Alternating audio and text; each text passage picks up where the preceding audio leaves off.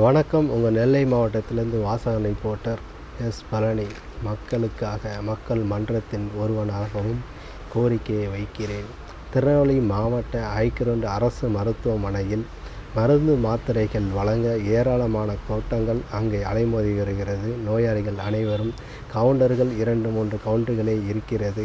ஆனால் ரேஷன் கடைக்கு விட இங்கே கூட்டம் அதிகமாக வருகிறது. உதாரணத்திற்கு வயது முதிர்ந்தவர்களும் காத்திருந்து மாத்திரை வாங்குகிறார்கள். சில பேர் நிற்க முடியாமல் மயக்கம் போட்டும் கீழே விழுகிறார்கள். இருப்பினும் காலதாமதம் அதிகமாக ஏற்பட்டு கொண்டு இருக்கிறது. இது நீண்ட நாட்களாகவே பயணமாகவே தொடர்ந்து கொண்டு இருக்கிறது.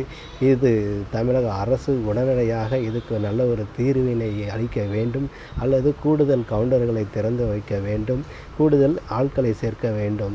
பணிவன்புடன் நெல்லை மாவட்டத்திலிருந்து மக்களின் விழிப்புணர்வு செய்திகளுக்காகவும் உங்கள் வாசகன் ரிப்போர்ட்டர் மூலமாகவும் எனது பதிவினை இதன் மூலம் செய்கிறேன். ஆகவே உடனடியாக நடவடிக்கை எடுத்து நோயாளியின் மனக்குறையை தீர்க்க வேண்டும்.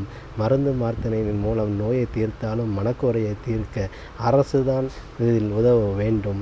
அரசு என்பது தமிழக முதலமைச்சர் மு.க. ஸ்டாலின் அவர்கள் மனது வைத்தால் மட்டுமே நடக்கும் என்று இந்த பாங்கினை சொல்லிக்கொண்டு விடைபெறுகிறேன். நன்றி, வணக்கம்.